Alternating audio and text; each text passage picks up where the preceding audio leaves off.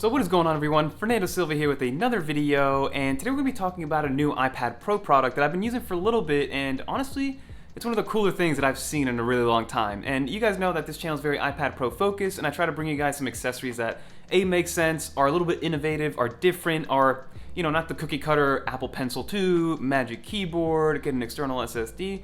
So today we're going to be talking about the MagFloat magnetic stand for the iPad Pro that kind of makes your iPad Pro look like the Pro Display XDR. So if you're looking for like a budget version of the Pro Display XDR, get this thing and a M1 12.9-inch iPad Pro, and all of a sudden you're cooking with fire and you have a $1,200 XDR display instead of a $6,000 XDR display. But in all seriousness, let's check this thing out and see exactly what we got going on and if it's worth the price point. Let's go.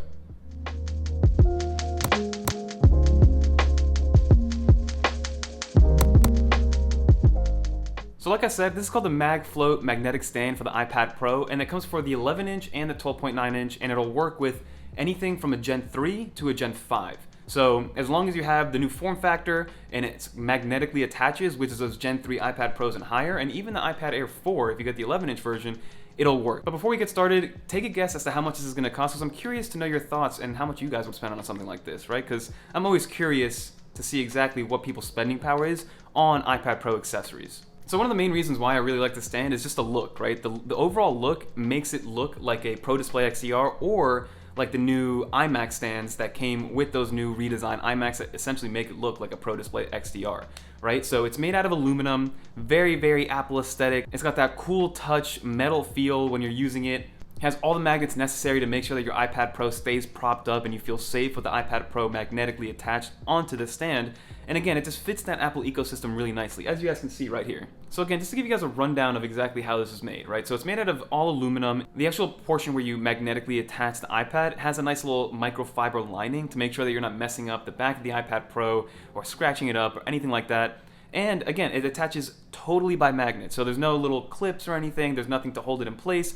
It is just magnetically attached. And honestly, it works very well. So you guys can see that I tested it as much as I could, and I had to really, really shake it in order for the iPad to fall off. And I bet you if you had the 11-inch version or the iPad Air, it wouldn't fall off at all because that one's even lighter than the 12.9 iPad Pro.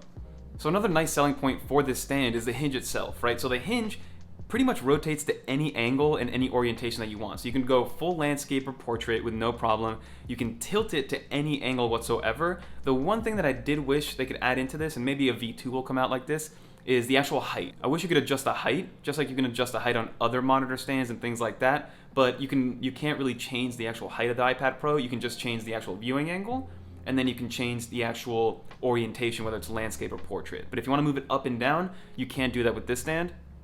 But again, I don't think there are many stands that let you do that, right? If you really think about it. But then what's also awesome is that it flips all the way around, right? So if you're actually using your iPad Pro as a little presentation machine, let's say you're using Sidecar, for instance, right? Using Sidecar with your MacBook and your iPad Pro, you have a presentation on your iPad Pro, you want to share it to the person across from you at the table, just flip the iPad over and they can see exactly what you're doing on the iPad because it has that range of motion when it comes to actually flipping it to the other side, right? So you're able to share whatever content you're using or showing off on that iPad Pro stand. You're able to flip it over and show it to the person across from you. So it checks off 2 of the 3 boxes, right? You get the unlimited basically angle support, so you can go at any angle and view it at any angle, whether you're straight up over it or right underneath it. And then you also have the landscape and portrait orientations. And like I said, I wish we could move it up and down, but overall, 0 complaints. And then another thing that this stand does really well is that it toys that fine line between it being rigid enough to hold your iPad Pro, but also be easy enough to move where you can actually manipulate what your iPad Pro is doing with maybe 1 or 2 fingers, right? So there are a lot of stands that have to be a little bit heavier and heftier, and then the actual changing points, so where the hinges are, it's a little harder to move. And it usually has to be that way in order to combat like the heft and the actual weight of the iPad Pro.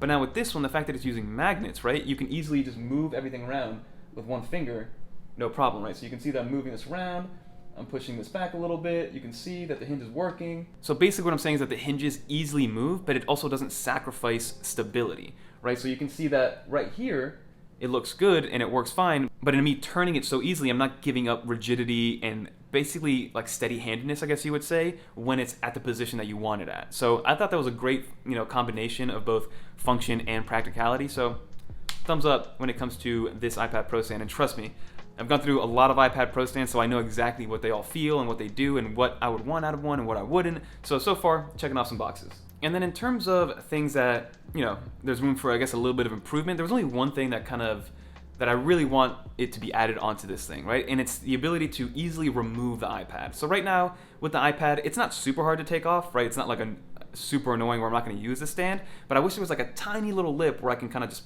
press away and release the magnets from the iPad and then just take it off. Because right now you gotta like hold the stand down and then prop it off, which is, again, it's totally fine, but I wish we did have a little mechanism, or again, just a little lip on the back of the actual stand itself, just to use my thumb to take off the iPad Pro, and then I'm good to go. Because right now, like I said, gotta put my hand down to pop off the iPad Pro. Not a big deal, but just something to consider when making this purchase. So yeah, overall this stand is great. Highly recommend it. It fits the aesthetic that I really like. It fits the actual function that I really like. Gives you a lot of viewing angles.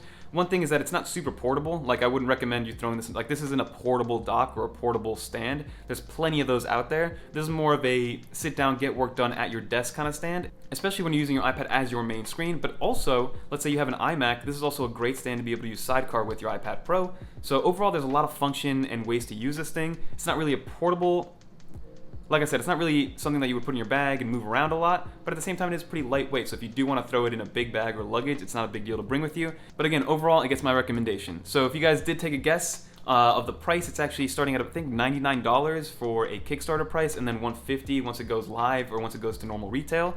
So I think it's worth it, especially at that $100 price point. So I think that $100 price point is a very fair price for what you're getting. Once you get to $150, then I don't know, maybe they'll leave it at that $100 price point. But for now, this gets my recommendation. I'll leave a link down below if you guys want to check it out. They did send me this for free to check out, but they're not seeing this review before I put it out. And I'm just giving you guys my overall thoughts and impressions after using this for a couple days now. So don't forget to like, comment, subscribe. I'm going to have this, like I said, linked down in the description below if you guys want to check it out. It'll work with your iPad Air 4, the 11-inch iPad Pro, and the 12.9-inch iPad Pro Gen 3 through 5. As long as you don't have the older form factor, as long as you don't have the home button, it'll work perfectly. And again, so far so good, guys. But hopefully you guys enjoyed it. I know a little bit different, a little bit of a stand video, something different to add to your collection of iPad Pro accessories. But again, don't forget to like, comment, subscribe. If you guys made it to the end, you guys are legends. Comment that. Until next time, peace.